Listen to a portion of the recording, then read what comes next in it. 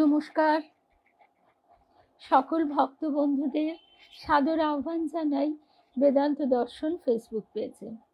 বেদান্ত দর্শন ফেসবুক পেজে আজকে আমরা প্রাচীন ভারতের সাধক এই প্রসঙ্গে শুনব মহর্ষি রমণের কথা। রমণ মহর্ষির অনুধ্যান আমরা শুনছি। আজকে যে প্রসঙ্গটি শুনব তার ভক্ত শিষ্য, তার জীবনে এই দর্শনটি হয়েছিল এবং তিনি কিভাবে সেটি আমাদের কাছে নিবেদন করছেন সেই কথাই আজকে আমরা শুনছি। ঠাকুর মায়ের শ্রীচরণে সাষ্টাঙ্গ প্রণাম নিবেদন করে শ্রী গুরুদেবকে স্মরণ করে আমরা শুরু করছি তাহলে আজকের প্রসঙ্গ। সকল ভক্ত বন্ধুদের শুভ সন্ধ্যা জানাই। প্রথমেই সোমাকে দেখতে পাচ্ছি, আরেকজন তাকে বুঝতে পারছি না এত ছোটর মধ্যে দেখে। সোমার গাইড ডিপি তো, সেই জন্য ওকে দেখেই বুঝতে পারি। জয় রামকৃষ্ণ। সকল ভক্ত বন্ধুদের শুভ সন্ধ্যা জানাই আর শুরু করছি তাহলে আজকে মহর্ষি রমণের অনুধ্যান, তারও চরণে সাষ্টাঙ্গ প্রণাম নিবেদন করি। শর্মিলাদি, শুভ সন্ধ্যা। ভক্ত রামাচারিয়া তার জীবনের অদ্ভুত অভিজ্ঞতার কথা বলেছেন। মহর্ষি রমণ সেদিন বহু ভক্ত পরিবৃত হয়ে বসে আছেন, রামাচারিয়াও সেখানে উপস্থিত। শুভ সন্ধ্যা বিলাসপুরের দিদি মিনুদি। তার অন্তরে এ সময়ে এক তীব্র আকাঙ্ক্ষা জেগে ওঠে। মহর্ষির লোকোত্তর রূপ তিনি আজ দর্শন করবেন, তার মহিমা উপলব্ধি করবেন। মহর্ষি রমণ সামনাসামনি বসে আছেন। শুভ সন্ধ্যা রুমাদি, চিনুদি, শুভ সন্ধ্যা। তার পিছনে একটি দেওয়াল। মহর্ষি রমণ আর রামাচারিয়া তার ভক্ত শিষ্য। মহর্ষি রমণ সামনাসামনি বসে আছেন, তার পিছনে একটি দেওয়াল, দক্ষিণামূর্তির এক চিত্র তাতে টাঙানো। রামাচারিয়া দেখলেন মহর্ষির জীবন্ত দেহ ও দক্ষিণামূর্তির ওই চিত্র ধীরে ধীরে একেবারে অদৃশ্য হয়ে গেল। দেয়ালটিও কোথায় অন্তর্হিত হয়ে গেছে, দেখা যাচ্ছে শুধু মহাশূন্যের সীমাহীন বিস্তার। তারপর দৃশ্যটি বদলে যায়। রামাচারিয়া দেখেন শুভ্র বর্ণ মেঘ রাশি ধীরে ধীরে সেখানে জমাট বাঁধছে। কিছুক্ষণের মধ্যেই রমণ মহর্ষির দেহ ও দক্ষিণামূর্তির চিত্রটি পূর্ববৎ বিরাজ করতে থাকে। মহাপুরুষের চারিদিকে ঘনায় এক দিব্য জ্যোতির পরিমণ্ডল। এই অলৌকিক দর্শন রামাচারিয়াকে হতবাক করে দেয়। রমণকে সাষ্টাঙ্গে প্রণাম করে নীরবে কম্প্রবক্ষে তিনি কক্ষ হতে নিষ্ক্রান্ত হন। 1 মাস পরে রমণের সঙ্গে আবার তার সাক্ষাৎ হয়।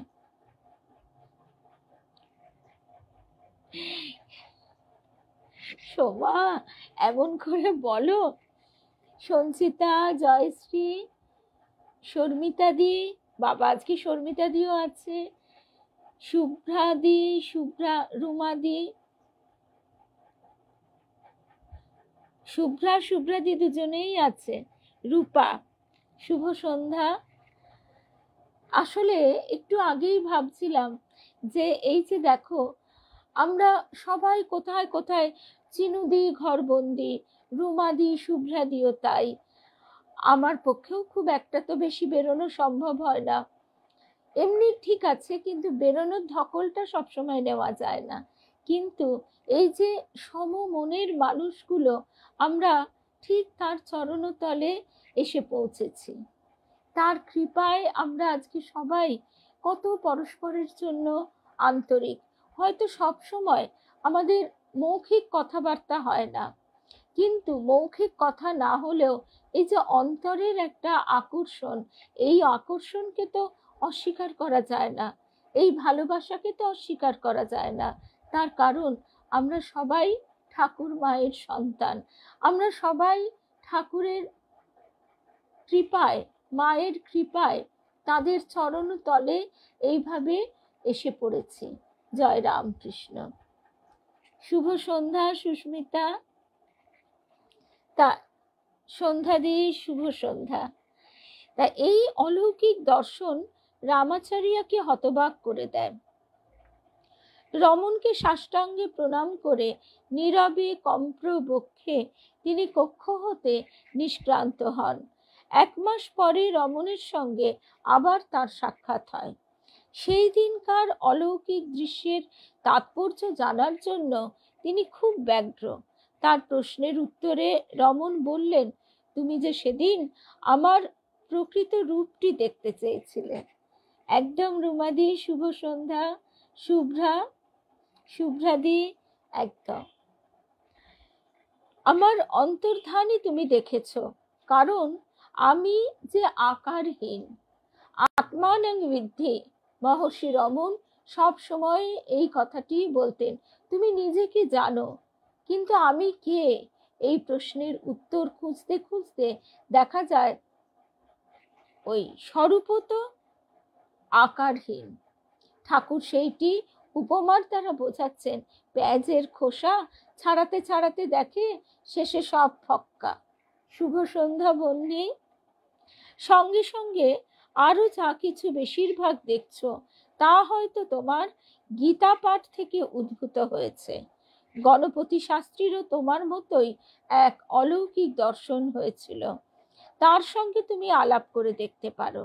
তবে এই ধরনের অনুসন্ধিৎসা ছেড়ে দিয়ে আমি কে তাই আবিষ্কার করবার চেষ্টা করো। এই পরম তত্ত্বের সন্ধানই হলো আসল সাধনা। রমন মহর্ষির প্রথম জীবনের শিষ্যদের মধ্যে ছিলেন এক নামনা জানা সাধক। মহাপুরুষের অপার স্নেহ ও করুণা তিনি লাভ করেছিলেন। বিরূপাক্ষ গুহায় 5 দিনের জন্য ভক্তটির আগমন ঘটে। তারপর আর তাকে কখনো দেখা যায়নি। রমনের কৃপার ধারা তার উপর অকৃপণ করে বর্ষিত হতো। বহু ভক্তের ভিড়েও দেখা যেত মহর্ষির অমৃতময় দৃষ্টি নবাগত সাধককে বিশেষভাবে অভিষিঞ্চিত করছে। তিনি তামিল ভাষায় মহর্ষিকে লক্ষ্য করে এক অপূর্ব প্রশস্তি রচনা করে যান। রমন সদ্গুরু নামের এই মনোরম সঙ্গীত মালা তিনি রচনা করেন। সেদিন গুহায় বসে একটি ভক্ত সুন্দর সুর তান লয় যোগে গান করছেন এইটি। রমন মহর্ষিরও সেদিন যেন মন খুলে গেছে। সকলকে বিস্মিত করে নিজেই তার সঙ্গে সুর মিলিয়ে তিনি স্তব গান শুরু করে দিলেন। এই কাণ্ড দেখে ভক্তটি কৌতুক করে উঠল, পরিহাস করে বললে, ভগবান, নিজের স্তব নিজে গাইবার দৃষ্টান্ত আমার জীবনে কিন্তু এই প্রথম দেখলাম। আমরা ঠাকুরের কথাতেও তো জানি তিনি নিজেই নিজেকে, আমরা দেখছি তার বাইরের আবরণটিকে পূজা করছেন। নিজেই মাকে দেবার আগে তুলে নিজের মুখে দিচ্ছেন, নিজের মাথায় ফুল দিচ্ছেন। গানে আছে, আপনি করিলে আপনারও পূজা। এখানেও তাই। সদ্গুরু তৎক্ষণাৎ উত্তর করলেন, সে কি কথা, রমনকে এই 6 ফিট দৈর্ঘ্যের মধ্যে তোমরা সীমিত করে দেখছো কেন? সে যে এক সর্বজনীন ও সর্বব্যাপক সত্তা। শিষ্য না হলেও শেষাদ্রি স্বামী ছিলেন রমনের এক গুণগ্রাহী ভক্ত। শক্তিমন্ত্রে পূর্বেই তার দীক্ষা লাভ হয়েছে। কিছু কিছু অলৌকিক বিভূতির অধিকারীও হয়েছেন। বহু স্থানে তপস্যাদি করার পর তিরুভান্নামালাইয়ে এসে তিনি বাস করতে থাকেন। হঠাৎ সেদিন অরুণাচলেশ্বর মন্দিরে এসে রমনকে দর্শন করেন। আর সেদিন থেকেই এক অবিচল শ্রদ্ধা নিয়ে তিনি এক সর্বত্যাগী তাপসের জয়গান করে বেড়ান। তার উৎসাহ ও প্রেরণায় বহু লোক রমণের কৃপা লাভ করে। জনৈক ব্যক্তি শেষাদ্রি স্বামীর স্নেহভাজন রমণের আশ্রয় সে গ্রহণ করুক, এই তিনি চান। কিন্তু বারবার বলা সত্ত্বেও লোকটির যাওয়া আর ঘটে উঠছে না। শুভ সন্ধ্যা নিবেদিতা। শেষাদ্রি একদিন বড় উত্তেজিত হয়ে উঠলেন, তিরস্কার করে বললেন, সে কি কথা, রমণের কাছে তুমি এখনো যাচ্ছ না? তুমি কি জানো না যে তার কাছে না যাওয়ায় তোমার ব্রহ্ম হত্যার পাপ হচ্ছে? তিরস্কৃত ব্যক্তি ভয়ে রমণ মহর্ষির কাছে গিয়ে কেঁদে পড়ল। মহর্ষি সহাস্যে এই তিরস্কারের তাৎপর্য বিশ্লেষণ করে দেন। বলেন, তুমি ব্রহ্ম হত্যা করছো, এ কথা বলবার মানে তুমি নিজেই যে ব্রহ্ম, এই সত্য তোমার উপলব্ধিতে এখনো আসছে না। ব্রহ্ম হত্যা কথাটি শেষাদ্রি স্বামী এই হিসেবেই প্রয়োগ করেছেন। তোমার কোনো ভয় নেই।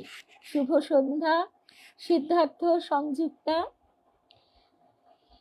ইংরেজ তরুণ এফ.এইচ. হামফ্রিজের জীবনে রমণ মহর্ষির প্রভাব সঞ্চারিত হয় এক লোকোত্তর লীলার মধ্যে দিয়ে। এই কাহিনী বড় বিস্ময়কর। পুলিশের এক উচ্চপদস্থ কর্মচারী হিসেবে হামফ্রিজ ভেলোরে আসেন। অরুণাচল থেকে এই শহরটির দূরত্ব মাত্র কয়েক মাইল। অরুণাচল বলতে অবশ্যই আমাদের নর্থ ইন্ডিয়ার যে অরুণাচল প্রদেশ তা নয়, অরুণাচলেশ্বর মন্দিরের কথাই বলা হচ্ছে। তার অধীনস্থ মুন্সি নরসিংহার তার কাছে এ সময় তিনি তেলেগু শিখছেন। সহসা একদিন তেলেগু শিক্ষক মুন্সিকে তিনি বলে বসেন, আচ্ছা, তুমি কি এ অঞ্চলে কোনো সাধু মহাত্মাকে জানো? বড় অতর্কিত এ প্রশ্ন। মুন্সি চমকে উঠলেন। এই প্রসঙ্গের মোড় ঘুরিয়ে দিয়ে বললেন, না স্যার, এমন কাউকে তো চিনি না। দুদিন পরের কথা, ভোরবেলায় নরসিংহ রাও ছাত্রকে পড়াতে এসেছেন, কিন্তু আজ তার কথা শুনে একেবারে হতভম্ব হয়ে গেলেন। হামফ্রিজ বললেন, মুন্সি, তুমি না বলেছিলে কোনো মহাত্মার সঙ্গে তুমি পরিচিত নও? আমি কিন্তু তোমার গুরুদেবকে দেখে ফেলেছি। প্রত্যুষে ঘুম ভাঙবার আগেই স্বপ্নে আমার এ দর্শন হয়েছে। আমার পাশে সেই তিনি কি যেন সব বলছিলেন, অবশ্য আমি তা বুঝতে পারলাম না। কি অদ্ভুত কাহিনী। শুভ সন্ধ্যা মিনাদি জয়িতা। শুভ সন্ধ্যা। এ কি অদ্ভুত কাহিনী। সাহেবের কথা শুনবার পর নরসিংহ রাও চুপ করে বসে আছেন। কিছুক্ষণ বাদে হামফ্রিজ স্মিত হাস্যে বলে উঠলেন, জানো মুন্সি, ভেলোর শহরের যে লোকটিকে আমি বম্বেতে থাকতে সর্বপ্রথম দেখেছি, সে তুমি। এ যে আরো অবিশ্বাস্য। নরসিংহ রাও জীবনে কোনো দিন বম্বেতে যাননি। সাহেবের সঙ্গে দেখা হওয়া তো দূরের কথা। এরপর হামফ্রিজ আদ্যপান্ত তার কাহিনী বললেন। এই প্রসঙ্গে মনে পড়ে যাচ্ছে শ্রী অরবিন্দের কথা। মাদার, তিনি যখন একদম ছোট ছিলেন তখন তিনি একটি চেয়ারে বসে বসে সবসময় ধ্যানের গভীরে ডুবে যেতেন। স্বতঃস্ফূর্তভাবেই এটা হতো। তার জন্য মাদারের মা কিন্তু যথেষ্ট বিরক্ত ছিলেন এবং তাকে হাবা এই রকম ভাবে সম্বোধন করতেন, এবং এই মেয়েটিকে নিয়ে তার যথেষ্ট চিন্তা থাকাটাই স্বাভাবিক। আর পাঁচটা মেয়ের মতন এতটুকু স্বাভাবিক হাসি, গল্প, খেলাধুলা কোনো কিছুতেই তার মন নেই। এইবার তিনি সেই এক অদ্ভুত দর্শনের মধ্যে দিয়ে চলতেন মাদার। সেই চলার সময়ে তিনি অনেক দর্শন তার যা ঘটেছিল, যেগুলি পরবর্তীকালে তার জীবনে সত্যরূপে প্রকাশিত হয়। আর সবচেয়ে আশ্চর্যের ব্যাপার, শ্রী অরবিন্দকে তিনি দেখেছিলেন কৃষ্ণ রূপে। পরবর্তীকালে মাদারের স্বামী, তার একটি পুত্রও ছিল, কিন্তু মাদারের স্বামী মাদারকে পন্ডিচেরিতে যখন জাহাজ থেকে নামিয়ে শ্রী অরবিন্দের হাতে অর্পণ করে দিলেন, সমর্পণ করে দিলেন, তখন মাদার শ্রী অরবিন্দকে দেখে চমকে উঠেছিলেন। ঠিক একই রকম ঘটনা যেন আমরা এখানেও শুনছি। শুভ সন্ধ্যা রূপশ্রী, পূর্ণিমা, জয়শ্রীদি, জয়শ্রী সরকার, শুভ সন্ধ্যা। এবার আমরা সেই অদ্ভুত ঘটনাটি আদ্যপান্ত শুনব হামফ্রিজ সাহেবের কাছে। তিনি বলছেন, ভেলোরে সরকারি কাজে যোগদান করার আগে আমি খুব অসুস্থ হয়ে পড়ি। এই সময় বম্বের এক হাসপাতালে চিকিৎসার জন্য কয়েকদিন থাকতে হয়। সেদিন চুপচাপ বিছানায় শুয়ে আছি, হঠাৎ কার্যস্থল ভেলোরে যাওয়ার চিন্তা মনে জেগে ওঠে। সঙ্গে সঙ্গে এক অলৌকিক অভিজ্ঞতা হয়। কোনো এক অদৃশ্য শক্তির কৃপায় সূক্ষ্ম দেহে তিনি ভ্রমণ করতে থাকেন। এ সময়েই ভেলোরের মুন্সি নরসিংহ রাওকে তিনি দেখতে পান। এই অলৌকিক দর্শনের কথা শুনে নরসিংহ রাও কোনো উত্তর দেন না। সন্দেহের দোলায় তিনি দুলতে থাকেন, কিন্তু এই সন্দেহ তার বেশি দিন টেকেনি। এই তরুণ ইংরেজ অফিসারটি আরেক দিন তাকে আরো অনেক বেশি অবাক করে দেয়। নরসিংহ রাওর হাতে সেদিন রয়েছে এক গাদা ছবি। হামফ্রিজ সেগুলি সোৎসাহে টেনে নেন। তারপর খুঁজে খুঁজে এর মধ্যে থেকে নরসিংহ রাও গুরু রমন মহর্ষির ছবিটা চট করে বের করে দেন। এ যেন তার অতি পরিচিত ব্যক্তির ছবি। গুরু কৃপাহি কেবলম। তিনি এই দেহকে যেন যন্ত্ররূপেই ব্যবহার করছেন, করেনও, সেটাই প্রার্থনা। আমাদের দেবীমা বলতেন, দেহটা তোমার হয়েও তোমার নয়। এ যেন তার অতি পরিচিত ব্যক্তির ছবি। আরো বিস্ময়ের কথা, হামফ্রিজ সেদিন পেন্সিলের রেখায় যে চিত্রটি এঁকে দেখান, তাতে রমন মহর্ষি এবং তার আশ্রম গুহার সমগ্র দৃশ্যটি ফুটে ওঠে। সহাস্যে মুন্সিকে বলেন, হ্যাঁ, হুবহু হুবহু এই চিত্রটি আমি সেদিন স্বপ্নে দেখেছিলাম। শুভ সন্ধ্যা স্বপ্নাদি। সুতরাং আমরা দেখতে পাচ্ছি, বুঝতে পাচ্ছি যে এই স্থূল দৃষ্টির বাইরে যে দৃষ্টিশক্তি আছে, যে সূক্ষ্ম দৃষ্টি, সূক্ষ্ম দেহ আছে, এ বিষয়ে কোনো সন্দেহ নেই। এরপর হামফ্রিজ রমনকে দর্শন করতে আসেন। এই সাক্ষাৎকার সম্বন্ধে তিনি লিখেছেন যা, সেটি আমরা শুনছি। পর্বত গুহায় ঢোকবার পর মহর্ষির সম্মুখে নীরবে তার চরণ তলে বসলাম গিয়ে। দীর্ঘ সময় আমরা বসেছিলাম, আর এ সময়ে আমার কেবলই মনে হতে লাগলো আমি যেন আমার দেহ সত্তা থেকে ঊর্ধ্বে উঠে গিয়েছি। ঠিক এই কথাই আমরা নরেন্দ্রনাথ স্বামীজির ভাই মহেন্দ্রনাথ দত্তের শ্রী রামকৃষ্ণ অনুধ্যান বইতে পাই। তিনি বলছেন, রামচন্দ্র দত্ত মহাশয়ের বাড়িতে সেদিন নিমন্ত্রণ। ঠাকুর একটা পিঁড়ির ওপর উবু হয়ে বসে কি একটা যেন খাচ্ছেন, আর তার দেহ নিরাবরণ, পরনের কাপড়টি পুটুলি করে পিঁড়ির পাশে রাখা। এবং সেই সমাজে সেই সময় মেয়েরা সাধারণভাবে একেবারেই অন্য পুরুষের সামনে আসতো না, কিন্তু সেখানে নারী পুরুষ বিভিন্ন বয়সের সবাই উপস্থিত। কিন্তু অদ্ভুত ব্যাপার, কারোর মধ্যে সেই দেহবোধ নেই। সবাই যেন মুহূর্তে এক অতীন্দ্রিয় রাজ্যে পৌঁছে গেছে, যেখানে তাদের লজ্জা দেহবোধ একেবারেই কাজ করছে না। সেখানে এই বিভিন্ন বয়সের নারী পুরুষরা অবাক বিস্ময়ে ঠাকুরের দিকে চেয়ে আছে, আর ঠাকুর এক মনে সেই উবু হয়ে বসে কি খাচ্ছেন। শুধু তাই নয়, সেখানে যারা উপস্থিত ছিলেন সেখানে বিভিন্ন বয়সের মানুষ ছিলেন। তারা পরস্পরের কাছেও এতটুকু লজ্জা বোধ করছেন না সেখানে উপস্থিত থাকার কারণে। কেউ কোনো কথাও বলছে না। সুতরাং মহেন্দ্রনাথ দত্ত যে ভাবাবেশের কথাটা বলছেন সেটা তিনি বলছেন এটি ধ্যানের বিষয়, এটি কখনোই ভাষায় প্রকাশ করে আমি নিবেদন করতে পারবো না। তা ঠিক একই রকম ভাবে এখানেও আমরা শুনছি মহর্ষি রমণের সামনে সাহেব বসে আছেন, আর দীর্ঘ সময় মনে হচ্ছে আমি যেন আমার দেহ সত্তা থেকে ঊর্ধ্বে উঠে গেছি। প্রায় আধ ঘন্টা ধরে আমি মহর্ষির চোখের দিকে তাকিয়েছিলাম, কিন্তু তার দৃষ্টি থেকে ধ্যান তন্ময়তা একটুকুও অপসৃত হতে দেখিনি। উপলব্ধি করতে লাগলাম তার দেহটি যেন পবিত্রতার এক ঘনীভূত রূপ, খ্রিস্টের এক মন্দির বিশেষ।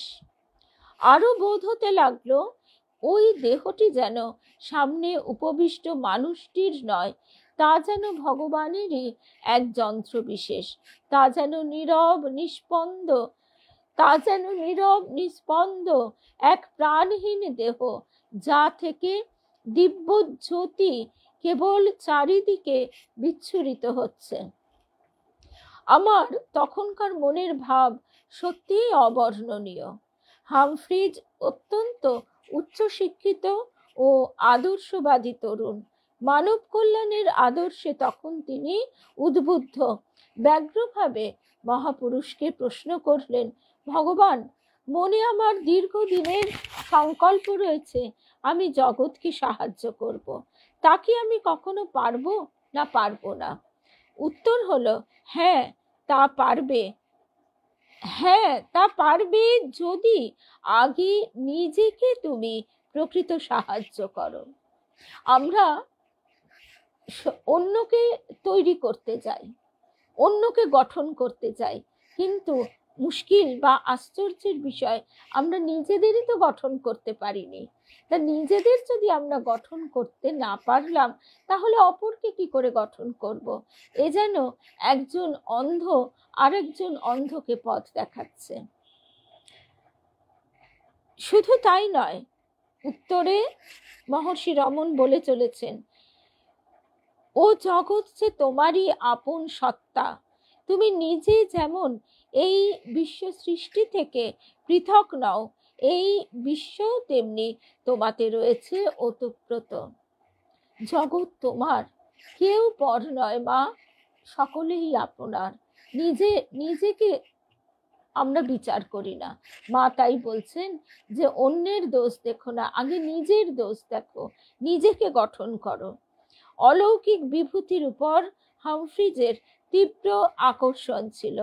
মহর্ষির সান্নিধ্যে থেকে ক্রমে তার সে আকর্ষণ কমে আসে। হামফ্রিজের জীবনে যে অধ্যাত্ম বীজ এ সময়ে রোপিত হয়, অচিরে তা অঙ্কুরিত হয়ে ওঠে। পরম কল্যাণের পথটি জীবনে তিনি বেছে নেন এবং উচ্চ চাকরির মোহ ছেড়ে স্বদেশে চলে যান। তারপর সেখানে এক ক্যাথলিক সন্ন্যাসী মঠে যোগদান করেন। এরপর 1916 সালের প্রথম ভাগে জননী আলাগাচ্ছাল অরুণাচলে আসেন। মাদুরার বাড়িটি দেনার দায়ে বিক্রয় হয়ে গেছে। বৃদ্ধা জননী এবার তাই স্থায়ীভাবে প্রিয় পুত্র রমণের সঙ্গে বাস করতে এসেছেন। সংসার ত্যাগীর আশ্রমে মাতার এই আগমন কিন্তু কোনো আলোড়নই তোলেনি, একটুও ছন্দপতন ঘটায়নি। অতি স্বাভাবিকভাবেই জননীকে রমণ সেদিন গ্রহণ করেছিলেন। এর পূর্বেও জননী একবার তার কাছে এসেছিলেন। সে সময়ে জ্বর বিকারে তিনি শয্যাশায়ী হয়ে পড়েন।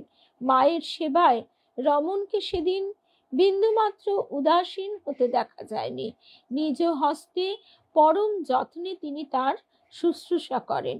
শুধু তাই নয়, মায়ের রোগ মুক্তির জন্য অরুণাচল শিবের কাছে সাধারণ মানুষের মতো প্রার্থনা জানাতেও তাকে দেখা যায়। ঠাকুর কেশবের জন্য ডাব চিনি মানত করেছিলেন। শুভ সন্ধ্যা মধুমিতা। মাতাকে আশ্রমে রাখলে কি হয়, প্রতিটি কথাবার্তা ও আচরণে রমন তাকে বুঝিয়ে দিতেন পুত্রের সঙ্গে ব্যবহারিক জীবনের কোনো সম্বন্ধ রাখা আর তার চলবে না। মাতৃত্বের দাবি ও অধিকার সম্বন্ধে জননীর সচেতন হবার কোনো উপায় ছিল না। গৌতম বুদ্ধ তিনিও তার স্ত্রী মাকে গিয়ে সন্ন্যাস বা পথ দেখান, তাকে মন্ত্র দান করেন। তাছাড়া তিনি কোনো কারণে কারো ওপর রুষ্ট হলে রমন স্পষ্ট ভাষায় বলে দিতেন, জেনে রেখো সব নারী আমার জননী, তুমি একা নও। জ্ঞান তপস্বী পুত্রের এই সমদর্শিতার সঙ্গে মা ধীরে ধীরে নিজেকে খাপ খাইয়ে নেন। আশ্রমের শান্ত বৈরাগ্যময় পরিবেশ ও সাত্বিকতা ক্রমে তাকে রূপান্তরিত করে তোলে। পুত্রের আধ্যাত্মিক স্বরূপ কিন্তু জননী মাঝে মাঝে উপলব্ধি করতেন। রমন যে এক শিব প্রতিম মহাপুরুষ, এ অনুভূতি তার জেগে উঠত। একদিন রমণীর সামনে তিনি শান্ত মনে বসে আছেন, হঠাৎ দেখলেন পুত্র সেখান থেকে অদৃশ্য হয়েছেন, আর তার আসনটিতে বিরাজমান রয়েছেন এক শিবলিঙ্গ। জননী বড় ঘাবড়ে গেছেন। এই অলৌকিক দৃশ্য কিসের ইঙ্গিত জানাচ্ছে? পুত্র কি তবে দেহত্যাগ করবে? ঠিক যেমনটি মা যশোদা কৃষ্ণের মুখগহ্বরে অনন্ত ব্রহ্মাণ্ড দেখে ঠিক এমনই ভেবেছিল যে তার কৃষ্ণের বুঝি বিরাট কোনো ক্ষতি হয়েছে, কোনো আবার অশুভ শক্তি তার উপর ভর করেছে। শুভ সন্ধ্যা। প্রসেনজিৎ পাল। চিৎকার করে জননী কেঁদে ওঠেন। পরক্ষণেই স্বাভাবিক দৃশ্য আবার তার সামনে ফুটে ওঠে। তিনি দেখেন রমন পূর্ববৎ সশরীরে সম্মুখে উপবিষ্ট রয়েছেন। আরেক দিনের কথা, ভক্তদল পরিবেষ্টিত হয়েও রমন গুহার মধ্যে বসে আছেন। জননী সবিস্ময়ে দেখলেন এ তো তার পুত্র রমন নয়, এক শুভ্র কান্তি দেবমূর্তি তার সম্মুখে, আর তার গলা বেষ্টন করে রয়েছে এক জোড়া বিষধর সর্প। জননী ভয়ে চিৎকার করে উঠলেন, ও দুটোকে বিদেয় কর, শিগগির বিদেয় কর, ওদের দেখে আমার ভয় হচ্ছে। এই অলৌকিক দর্শনের মধ্যে দিয়ে অরুণাচলেশ্বর সেদিন মহাসাধক রমণের দিব্য স্বরূপটি জননীকে জানিয়ে দিলেন। রমন নিজে ছিলেন সর্বত্যাগী, কিন্তু কোনোদিনই গৃহ ও গৃহত্যাগীর পার্থক্য তাকে করতে দেখা যায়নি।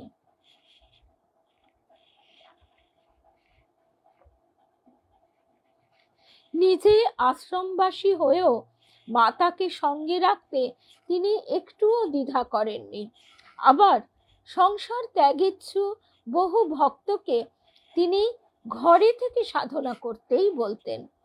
সন্ন্যাসকামী ভক্তদের বলতেন, জেনে রেখো পোশাক পরিচ্ছদ বর্জন করা বা গৃহত্যাগ করাকে সন্ন্যাস বলে না। প্রকৃত সন্ন্যাস হচ্ছে বাসনা, কামনা ও মোহকে পরিত্যাগ করা। সত্যকার সন্ন্যাস যে গ্রহণ করে সে সমস্ত বিশ্বের মধ্যে লীন হয়ে যায়, একাত্মক হয়ে যায়। তার প্রেম সারা বিশ্বকে আলিঙ্গন করার জন্য প্রসারিত হয়ে ওঠে। কাজেই সন্ন্যাসী সাধকের প্রকৃত বৈশিষ্ট্য তার গৈরিক পরিচ্ছদ বা গৃহত্যাগে নয়, প্রকৃত বৈশিষ্ট্য হচ্ছে তার সর্বাত্মক প্রেমে। মহাজ্ঞানী সাধক আরো বলতেন, যদি তুমি এই সর্বপরিপ্লাবী প্রেম অনুভব করো, শুভ সন্ধ্যা রুদ্রাণী, যদি তোমার হৃদয় এই বিরাট জগৎকে বক্ষে ধারণ করার মতো প্রশস্ততা লাভ করে, তবে আর এই সংসার আশ্রম ত্যাগ করার ইচ্ছাটি তোমার ভেতর থাকবে না। কারণ এই জগৎ সংসার, তার ভেতর ছেড়ে তুমি যাবেটা কোথায়?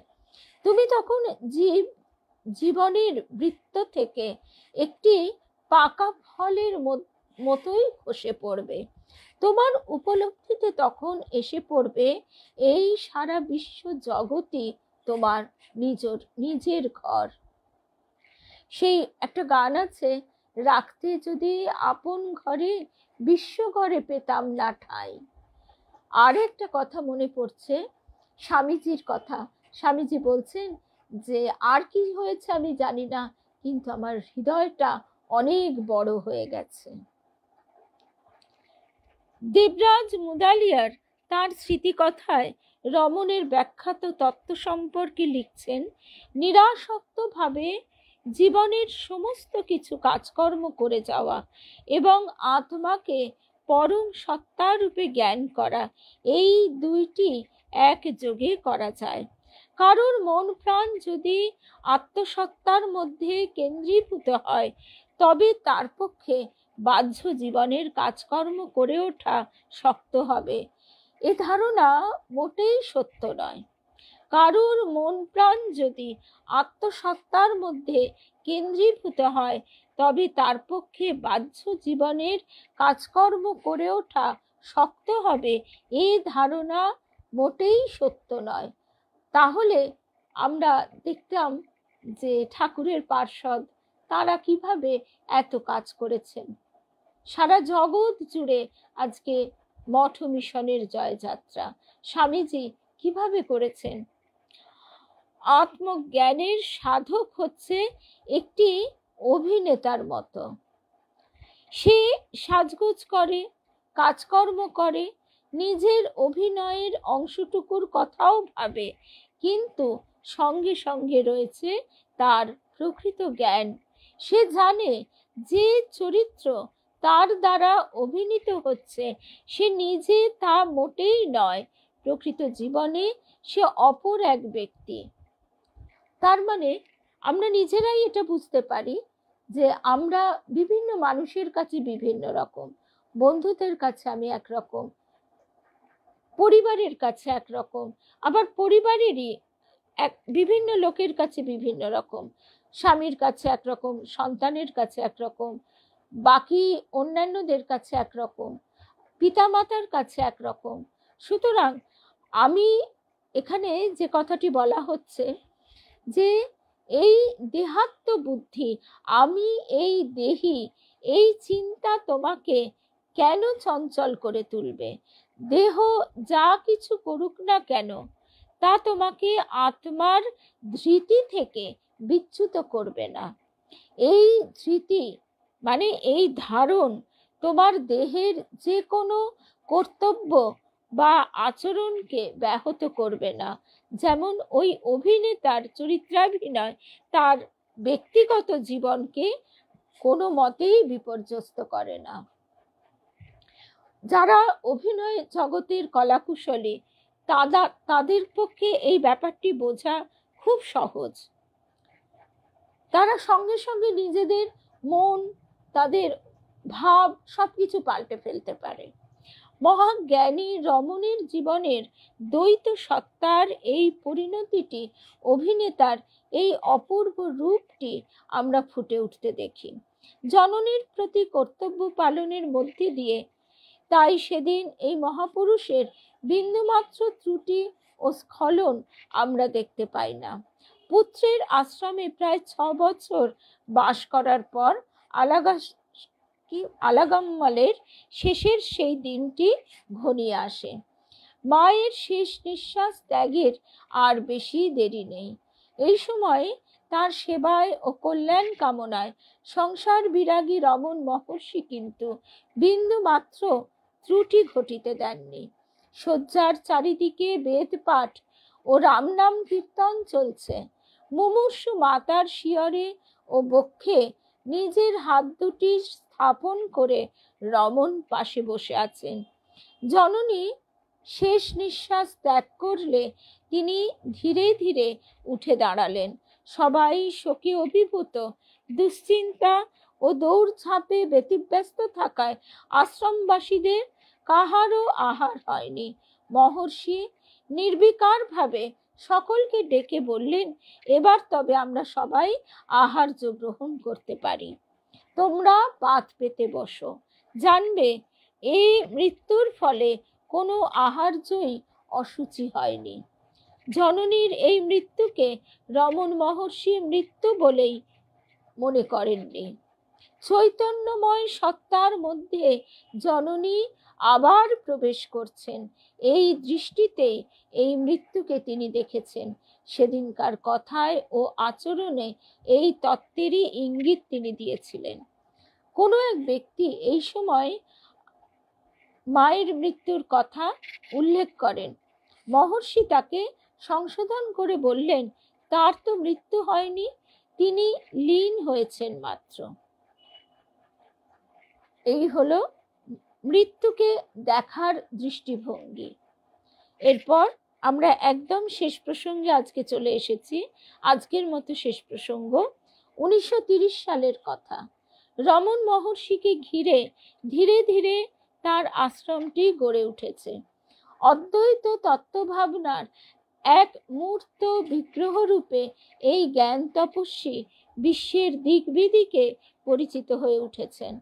তার চরণপান্তে তাই এখন প্রায় দেখা যায় প্রাচ্য ও প্রতীচ্যের মুমুক্ষু ও দর্শনার্থীর ভিড়।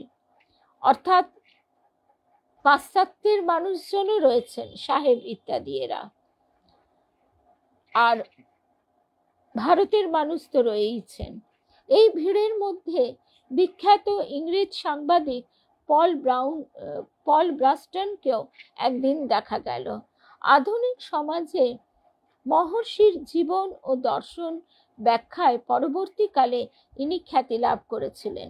ব্রাস্টন তত্ত্বজিজ্ঞাসু হয়ে এসেছেন। সামনে এক কম্বলের আসনে তিনি উপবিষ্ট। বহু ভক্ত ও শিষ্য অর্ধচন্দ্রাকারে রমণ মহর্ষিকে ঘিরে উন্মুখ হয়ে বসে আছেন। শুভ্র শয্যায় মহর্ষি উপবিষ্ট। চরণোদ্বয় একটি ব্যাঘ্র চর্মের উপর স্থাপিত রয়েছে। দেহখানি সুগৌর ও সুঠাম। প্রশস্ত ললাটে অপূর্ব প্রশান্তি। নয়ন দুটি নিষ্পলক। অতল স্পর্শী গভীরতা মানুষের মনকে টেনে নেয়। সারা কক্ষে নিবিড় নীরবতা বিরাজমান। ধূপাধারের সুগন্ধি ধোঁয়ার কুণ্ডলী ধীরে ধীরে ঊর্ধ্বে উঠে মিলিয়ে যাচ্ছে। ব্রাস্টন মনে মনে ঠিক করেছেন অনেক প্রশ্ন তিনি করবেন, কিন্তু তা সম্ভব হয়ে উঠল কই?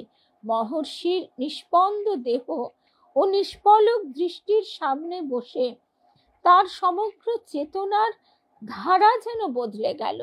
নীরবতার মধ্যে দিয়ে 2 ঘন্টা কেটে গেছে, একটি বাক্য মহর্ষি এ যাবৎ উচ্চারণ করেননি।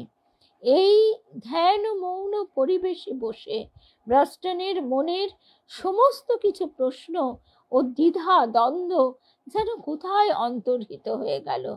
পরম শান্তি ও আনন্দের রসে তার হৃদয় আজ কানায় কানায় ভরে উঠেছে। এমনটি তো জীবনে কখনো তিনি অনুভব করেননি। যেসব প্রশ্ন নিয়ে এতকাল এত মাথা খাটিয়েছেন, বিচার বিশ্লেষণ করেছেন, আজ সেসব মনে হচ্ছে অকিঞ্চিতকর, তুচ্ছ। বুদ্ধির ক্ষেত্রে দাঁড়িয়ে সেসব সমস্যাকে এতকাল দেখে এসেছেন, সগর্বে বুঝেছেন তার কোনো গুরুত্বই আজ নেই। শ্রী অরবিন্দের প্রসঙ্গেও আমরা এই কথাটি শুনেছিলাম। পশুপতি ভট্টাচার্য মহাশয় তিনি বলছেন যে আমাদের আধ্যাত্মিক জগতে প্রবেশের ক্ষেত্রে এই বুদ্ধি হচ্ছে একটা দরজা। এই বুদ্ধির দরজা যদি খুলে না যায়, আমরা তার এপারেই থেকে যাই। সে বুদ্ধি হচ্ছে একটা প্রতিবন্ধকতা, কারণ বুদ্ধি সীমাবদ্ধ। তাই চণ্ডীতে বলা হচ্ছে বুদ্ধি রূপেণ সংস্থিতা, তুমি বুদ্ধি রূপে স্থিত হয়ে আমাকে চালিত করো, আবার এই বুদ্ধি রূপে স্থিত হয়ে তুমি আমায় মায়া মোহ পাশে আবদ্ধ করো।